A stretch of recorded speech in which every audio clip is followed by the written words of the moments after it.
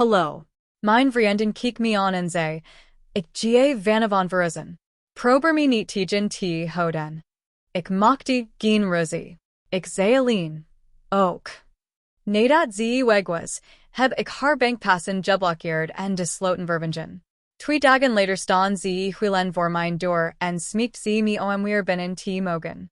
Ik ben Mark, 29 jaar. Mijn vriendin is Lena, 27 jaar. We zijn iets meer dan 2 jaar samen en wonen al 1 jaar samen. Op papier ligt alles in orde.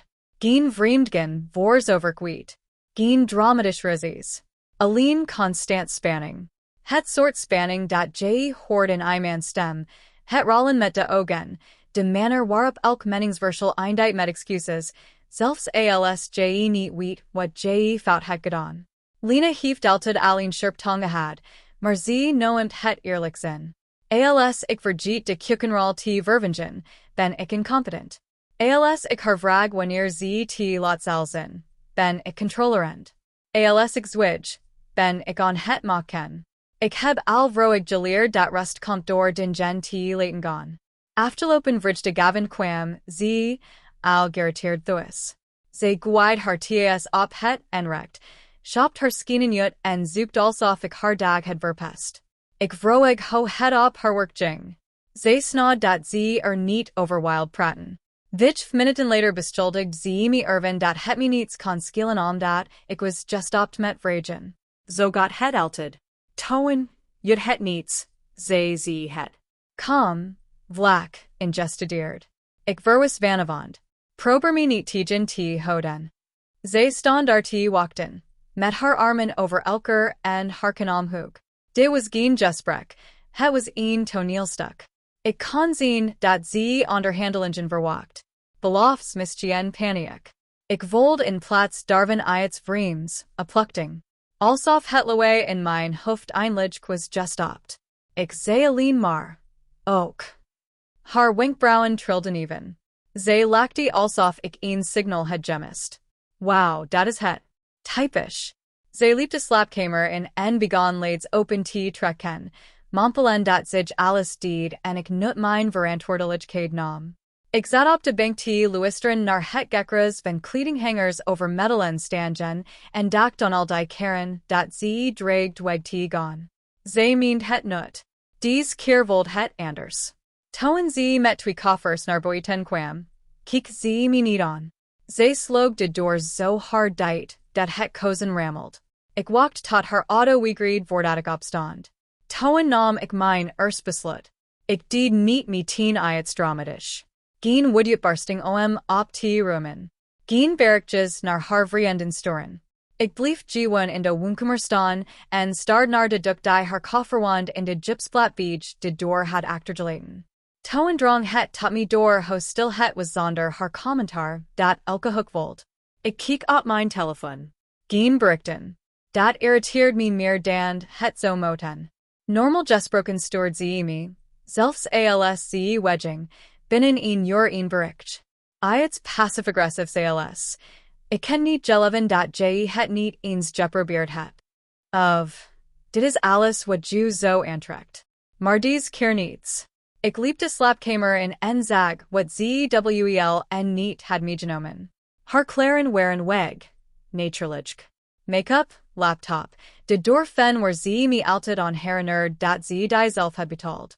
Maar ze had de dingen achtergelaten waar ze niet aan had gedacht, de gedeeld spoelen.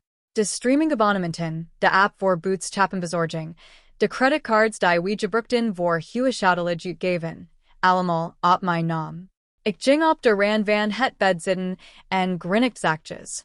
Niet omdat het grappig was, maar omdat het voorspelbaar was. Lena hield van macht. Ze van het heerlijk om de jeanties en die wedding, weten dat ze altijd weer in kon grijpen wanneer het haar kwam. De auto lenen, de karten gebruiken, juwen tot ik mijn dry had gevonden. Ze had het al eerder gedaan met haar ex, volgens verhalen die ze verteld alsof het oorlogsmodeels waren. Rond middernacht trilde mijn telefoon. Lena, rock mijn spoelen niet aan. Ik kom morgen terug voor de rest. Geen gaat het goed. Geen kunnen we even praten? Gewoon een bevel. Ik staarde lang naar het bericht voordat ik antwoord. Ik, Oak. Dry punches versionen, versionen weer. Lena. Wow. Hekken je echt helemaal niet skelen, hey? Ik vergrendeld mijn telefoon en legde hem met het scherm naar beneden. Toen kwam de tweede beslissing, niet je wood, maar je helderheid. Ik open mijn bankapp. Alle gedeeld karten stonden allemaal actief, allemaal een tik verwijderd van geblokkeerd te wordens. Ik dacht aan elke keer dat ze me egoïstisch noem terwijl ik mijn geld gaf. Elke keer dat ze zei, je zo niets sin zonder mijn aanmoediging. Om 037 jaar waren de karten geblokkeerd. Om 052 belde ik met een slootmaker om een afspraak te maken voor het vervingen van de sleutels voor de volgende ochtend. Ik sliep beter dan in maanden. Ik wist nog niet hoe hard ze zo instorten als ze zich realiseer dat ik ook bedoeld. Ik word wakker doordat mijn telefoon trilde op mijn nachtkast. 7 gemmies oproepen. Allemaal van Lena. Ik nam niet op, ik lag daar naar het plafond te staren, luisteren naar de onbekend stilte, en liet mijn telefoon trillen tot hij stopt. Toen begon hij weer, dit keer een sms'je. Lena. Waarom wordens mijn karten geweigerd? Lena, heb je ze echt geblokkeerd? Lena, dit is kinderachtig, Mark. Lena, antwoord me. Ik draait me op mijn zij en keek op de klok. 8:14 uur. Zij had waarschijnlijk geprobeerd koffie of benzine te kopen. Die gedacht gaf me geen schuldgevoel. Het gaf me het gevoel dat het voorbij was. De slotenmaker kwam om 9 uur. Een man van middelbaar leeftijd, beliefd, stelde geen vragen. Ik stond daar terwijl hij de slotenwerving en keek hoe de oude sleutels zich in zijn handpalm opstapelden. Elke klik van het metal voelde definitief aan op een manner die ik niet had verwacht. Toen hij wegging, stuurde ik Lena een sms'je. Ik. Je zei dat je ging verhuizen. Ik geloofde je op je woord. Het antwoord kwam meteen. Lena. Maak je een grapje? Je het me bijten gesloten. Lena. Ik was emotioneel. Je weet dat ik het niet zo bedoeld. Daar was het dan, de herschrigging, het deel waarin ik mijn excuses moest aanbieden omdat ik haar geloofd. Zij kwam die middag tak optigen. Ik zag haar auto vanuit het raam, skief geparkerd alsof ze al boos was. Zij liep naar de deur en probeerde haar sleutel. Een keer, twee keer. Toen begon ze te kloppen. Niet beliefd kloppen, maar het soort kloppen dat de aandacht trekt. Mark, schreeuwde ze. Doe de deur open. Dit is waanzinnig. Ik deed niet open. Mijn telefoon ligt weer op Lena. ALSJ, dies door nu niet opendoet, krig je spijt van. Ik lunde tegen de muur. Mijn hart bonkt in mijn keel, verbaasd over hoe kalm ik me voelde. Niet moedig, niet zelfvolden, gewoon kalm.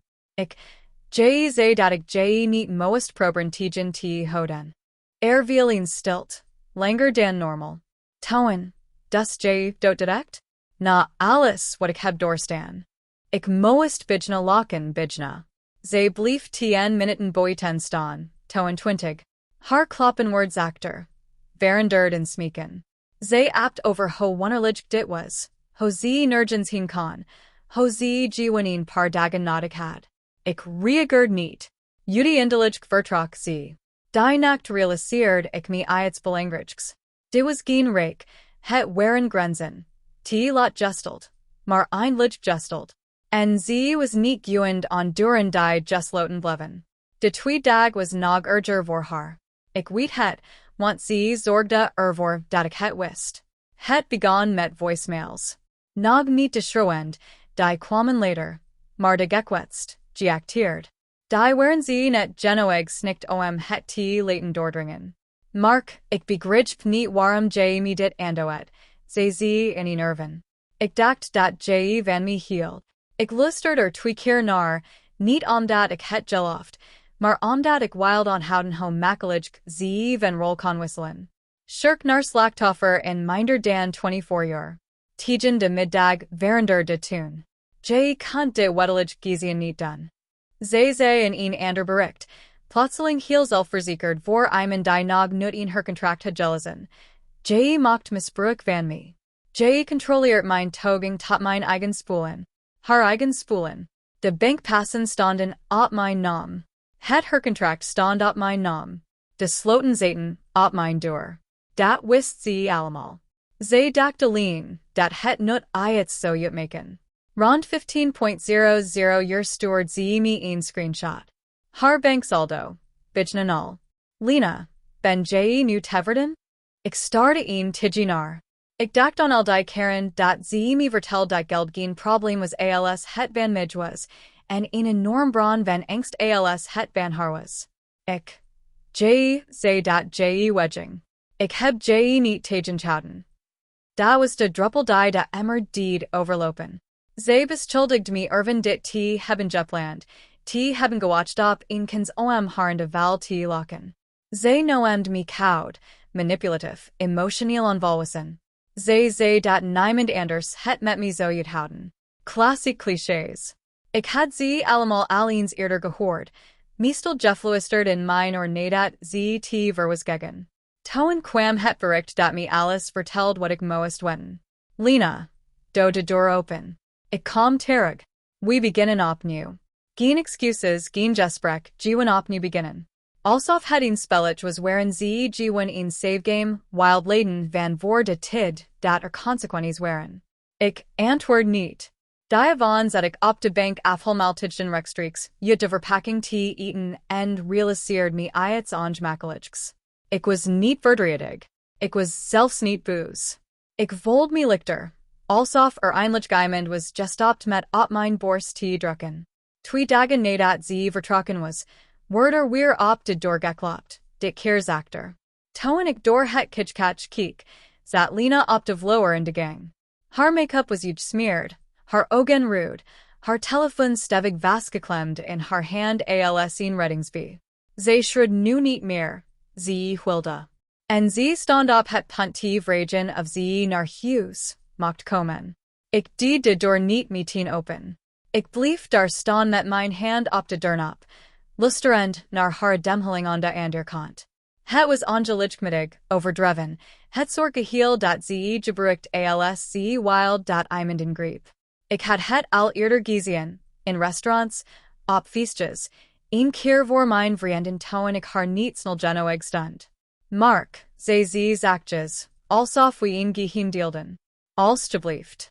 Ik opende de deur net genoeg om haar te bekijken. Ze zag gehavend uit. Geen jas, haar naar achteren getrokken alsof ze haverweeg had opgegeven. Haar telefoonscherm was gebarsten, een spinnenweb van een val waar ze waarschijnlijk iemand anders, de schud van gaf. Ze stond niet op, ze bleef zitten, en keek me aan alsof die hoek het werk, voor, haar zo dan. Ik moet even naar binnen, zei ze. Ik heb nergens anders heen te gaan. Ik lunde tegen de deurpost, ging niet op zich. Je bent verhuisd, zei ik. Haar gezicht vertrok even, maar ze herstelde zich snel. Ik was emotioneel. Je weet hoe ik ben. Je had me moeten tegenhouden. Daar was het weer, de verwachting. Alsof mijn rol altijd was geweest om alles wat ze naar me gwaid op te vangen en de bol bij elkaar te houden terwijl ze de bol in de fik stak. Ze reikt naar mijn bin. Ik deed een stap achteruit. Niet done, zei ik. Dat napte iets in haar. De trainen drugden onmiddellijk op de status het, zei ze, nu stand. Je gut me gewoon weg? Ik verf mijn stem niet. Je bent weggegaan. Ze lachte scherp, bitter. Denk je echt dat je hier een held bent? Karten en ulleren? Sloten vervingen? Weet je hovernetteren dat was? Ik knikte. Je zei dat ik je niet moest tegenhouden. Ze start me aan alsof ze me voor het eerst zag. Niet gekwetst, niet verdrietig, berekenend. La me een paar nachten blijven, zei ze. Gewoon tot ik het een beach op een ridge heb dat ben je me verschuldigd. Ik voelde het toon, het moment dat iets valde glas kwam. Geen woord, geen schuldgevoel, alleen helderheid. Ik weet niet hoe je togen het, zei ik. Haar mond ging open en dicht. Haar ogen wilden zich weer met trainen, maar deze keer. Haar stem klonk niet. Je zult hier spijt van krijgen, zei ze zachtjes, als je beseft wat je verloren het. Ik dacht on de stilt, de rust, het doorslepen. Ik weet al wat ik verloren heb, zei ik. Zij staan daar een lang tid, wachten tot ik zo breken. Dat gebeurt niet. Toen ik de door deed, klop ze niet meer, maar ik wist dat ze nog niet klaar was. Zij kwam die nacht niet terug. In plaats daarvan begonnen de berichten rond middernacht weer. Langer deze keer, alinea's screenshots, spraakmemo's die ik niet opend. Zij schommel tussen wood en nostalgie alsof ze door een afspeeligd bladerd worven ze dacht dat die me terug zo brengen. Lena, ik loger bij een vriendin die niet eens een bank heeft. Lena, ik hoop dat je gelukkig bent terwijl je comfortabel slaapt en ik als wilnies word behandeld. Lena, Miss Jamie überhaupt. Ik antwoord niet. Die stilt stoord haar duidelijk meer dan alles wat ik tot den toe had gedaan. De volgend ochtend probeerde ze het vanuit een anderen wilshoek, zacht, naden kend, gevaarlijk. Lena, ik heb nagedacht over. Mijn gedrag. Ik ben niet altijd eerlijk tegen je geweest. Lena, ik kan eraan werken. We kunnen in therapie gaan. Ik zal veranderen.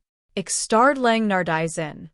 Niet omdat ik het geloofd, maar omdat een versie van mezelf, van zes maanden geleden me tienzo's en ingestort. Die man zo hebben gezegd, ook, laten we het proberen, en de last weer alleen hebben gedreven. In plaats daarvan tipte ik niets. Rond het middager trilde mijn telefoon met een oproep, van een onbekend nummer. Ik nam op voordat ik mezelf kon tegenhouden. Het was haar zus. Zij zei geen hallo, maar begon meteen. Wat is in God's naam met je aan de hand? Ik hield de telefoon even van mijn oor, en legde hem toen weer neer. Hoi. Zij hield non-stop, snod haar zus. Je het contact met haar verbroken zonder waarschuwing. Dat is read. Ik hield mijn stem kalm. Zij is verhuist. Zij zei dat ik haar niet moest tegenhouden. Dat betekent ik niet dat je dit allemaal had moeten doen, zei ze. Bank passen blokkeren? Sloten vervingen? We don't dat nu. I'm die horn heeft gekregen dat het voorbij zei ik. Viel stilt. Toen, zachter, zei ze. Ik dacht niet dat je haar echt zo laten gaan. Die grens hing tussen ons in. Joel, zei ik. Haar zus hing op zonder nog iets te zeggen. Die middag pakte ik de rest van Lena's spoelen in. Niet je rijk, maar het aft slitten. Ik labelde alles netjes. Kleding, skinnen, allerlei rommelworven ze me beschuldigd dat ik die in de loop der jaren kwijt geraakt was. Ik stapelde de dozen beige de door. Ik stoorde haar een bericht. Je spoelens in ingepakt. Je kunt ze dit weekend aflen. Ik zet ze boy ten neer. Zij antwoord bijna meteen. Lena, dus dat is het dan? Na to jar. Ik keek rond in het apartment, calm, stil, van mij. Jig het die beslissing genomen. Ik heb die gewoon gerespecteerd. Zij stoord daarna geen bericht meer terug, maar ik wist dat het verhaal dat ze iedereen zo vertellen helemaal niet zo klinken.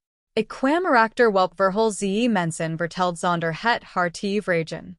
Een gemeenschap vriend stoord me die avond in kort, voorzichtig bericht. Zo'n bericht dat mensen storen als ze geen partage willen kiezen. Man, gaat het wel goed met je? Lena zei dat je haar zonder waarschuwing het bijten gesloten en haar financieel het afgesneden. Ik staarde lang naar die zin. Zonder waarschuwing tipte ik, verwijderdig ik, tipte ik opnieuw.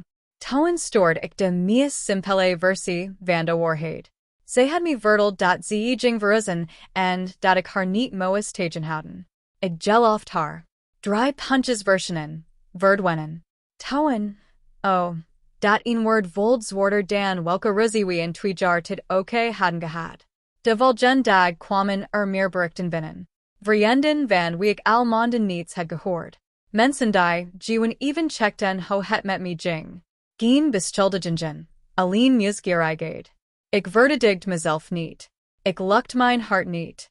Ik antwoord kalm, consequent, dezelfde feiten, dezelfde toon. Gebeurde iets interessants. Het verhaal hield op zich te verspreiden. Vrije Gavin stoord Lena weer een bericht. Deze keer met een ander energie. Geen wood, geen trainen kill. Lena, Ik ken niet geleven dat je mensen laat denken dat ik dyslectoric ben. Ik zoekt.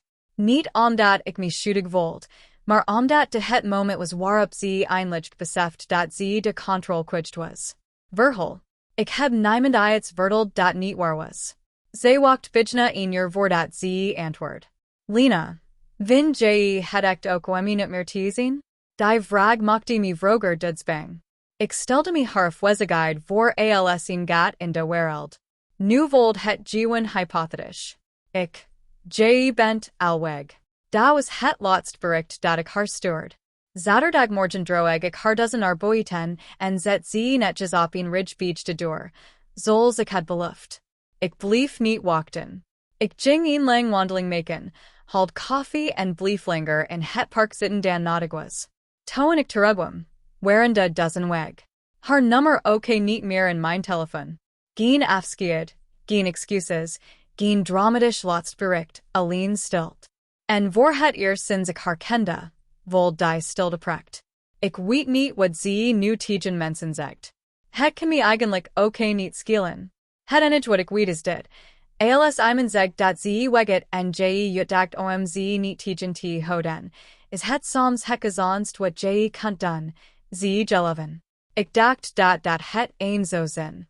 Dat is de legend die mensen zichzelf vertellen als het eindelijk stil wordt. 3 dagen gen voorbij. Geen berichten, geen telefoontjes, geen wonderwat versichningen.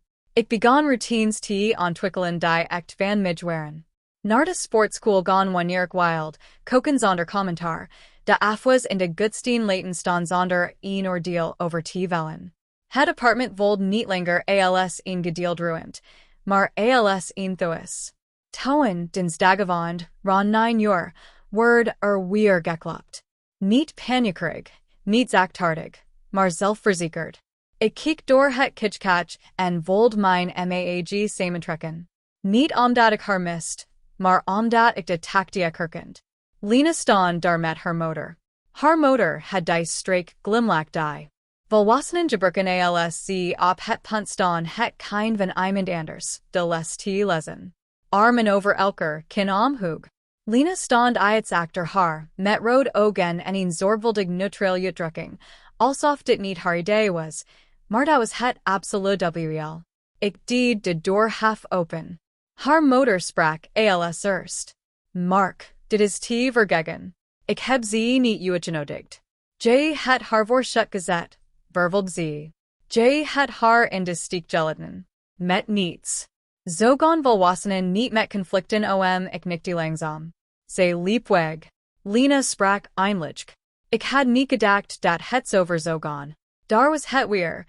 Die verwachting dat mijn rol was om de shade op te vangen, niet om erop te reageren. Haar motor zoekt dramatisch. In relaties horen ruzies. Je straft iemand niet omdat hij of zij emotioneel is. Ik heb niemand gestraft, zei ik. Ik respecteerde wat ze zei. Lena's kok span zich aan. Je doet alsof je het slachtoffer bent. Die zijn sloeg me vroeger da ademjut. Dies keer klonk het gewoon vermoeid. Ik ben geen slachtoffer, zei ik. Ik ben gewoon klaar mee. Haar motor kwam dichterbij. Dus je gerecht 2 jaar weg omdat je niet de volwassen persoon kan zijn? Ik keek Lena in de ogen. Zij keek onzeker, niet boos, niet verdrietig, onzeker. Alsof dit niet ging zoals ze het had geoefend. Ik was 2 jaar lang de volwassen persoon, zei ik. Ik kies nu voor iets anders. Stilt. Haar motor, zei snufminnichtend. Je zult hier spijt van krijgen. Miss Chien, maar terwijl ik daar stond, standvastig zonder te winkelen, realiseerde ik me iets belangrijks. Voor het eerst was ik niet bang dat ze weg zou lopen. Ik was bang om haar weer binnen te laten. Daarna vertrokken ze. Geen hardklap, geen laatst belediging, alleen teleurstelling die als een dik parfumgeur in de gang hing. Ik sloot de deur en lunde met mijn voorhoofd ertegen. Niet omdat ik zwak was, maar omdat ik even de adrenaline moest laten wegzakken. Voor jezelf opkomen na jarenlang niets gedaan te hebben voelt onnatuurlijk, alsof je inspired gebruikt worden je vergeten was dat hij bestond. 1 jaar later stoorde Lena me een bericht vanaf een nieuw nummer. Ik had niet gedacht dat je mijn eigen motor tegen me zou opzetten. Ik antwoord niet. Volgde nog een bericht. Ik denk dat ik je echt niet kende. Daar moest ik bijna om lachen. Bijna. Want de waarheid was tegelijk kurted eenvoudiger en moeilijker. Zij wist precies wie ik was. Zij rekende gewen op dat ik zo blij ben. Daarna stond ik mezelf eindelijk toe de relatie opnieuw te beleven zonder het te bewerken om het aardiger te maken dan het verdiend. De manier waarop elk ruzie met mij eindigt. Ik probeerde mezelf te verdedigen terwijl ze haar armen over elkaar sloeg. De manier waarop grappen over mijn nuttigheid altijd eenslogen als ik ergens in sloegt. De manier waarop ze alleen dreigt te vertrekken als ze de controle terugwild. Ik zag het nu duidelijk. De verwijzing was voor haar geen broek. Het was een maatspel, een bluff die ze al eerder had gebruikt, alleen nu luider. Zij had niet verwacht dat ik het zo doorzien. De volgende ochtend veranderde ik nog een paar dingen. Ik actualiseerde mijn wachtwoorden en verwijderde haar e-mailadres uit gedeelde accounts. Niet uitreik, maar om het AFT sluiten. Elke klein tak vold als het terugwinnen van ruimte in mijn eigen hoofd. Rond het middager kwam een laatst bericht binnen. Lena, als je nu de deur opent, kunnen we dit nog oplossen. Ik staarde lang naar. Toen verwijderde ik het gesprek. Niet geblokkeerd, niet dramatisch, gewen weg. Die middag zat ik op mijn balkon en keek ik naar de stad die zonder mij werd trok. Auto's die voorbedreden, mensen die ruzie maakten, mensen die lachten. Het leven dat zonder commentaar verderging. Toen drong het tot me door. Zij hulde niet omdat ze van me hield. Zij hulde omdat de door zij open niet toen ze het verwacht. En als je dat verschil eenmaal zei kun je het niet meer nederen. Het is nu een paar weken geleden. Geen verrassingsberichten, geen vriendin die even checken hoe het gaat, geen dramatisch terugkeer. Gewen ruimte. Echt ruimte. Het soort ruimte waarin je eigen gedachten weer kunt horen. Ik zal niet doen alsof het pijnloos was. Waren momenten, meestal in de nacht, dat ik de chaos bijna mist. Als je een nostalgie raakt aan constant spanning, kan rust en het begin verkeerd aanvoelen, lieg. Alsof je wacht tot iets ergs gebeurt. Maar dat gebeurt niet. In plaats daarvan begonnen klein dingen weer goed te voelen. Plannen maken zonder toestemming te vragen. Nee zeggen zonder bang te zijn voor een reactie. Inzien dat ik eigenlijk niet vergetaktig, Louis of egoïstisch was. Ik wund gewen samen met iemand die mij kleiner nodig had om zich groter te voelen. Het laatst wat ik hoorde, was dat Lena tijdelijk weer bij haar motor is ingetrokken. Ik hoorde dat ze mensen vertelt dat ik haar in de steek heb gelaten, dat ik van de een op de ander dag koud ben geworden, dat ze het nut zagen komen. Ik gel af haar. Zulk mensen doen dat nut. En dit is het deel waarvoor ik dit bericht plaats, want ik wou dat iemand het me eerder had verteld. Als iemand zegt, ik ga weg. Houd me niet tegen, dan vraagt diegene niet om ruimte. Diegene vraagt om een bewijs van controle. Zij verwachten smeekbieden, achtervolgen, gerstelling. Zij verwachten dat je presteert. En als je dat niet doet, als je gewen ook zegt, zien ze geen kracht. Zij zien waarheid. Maar het is geen waarheid. Het is respect voor hun woorden, voor jezelf. Zij stond huilen voor mijn deur. Niet omdat ze van me hield, maar omdat voor het eerst in haar leven een deur diep bleef toen ze aanklopt. En ik voelde me niet reed. Ik voelde me vrij. Kortom, mijn vriendin dreigde me te verlaten om me te controleren. Ik liet het geboren. Het blijkt dat zodra je stopt met het spelen van je toegewezen de hele dynamiek instort. Soms is de komst reactie de gene die alles beendijt en je ret. Tot ziens.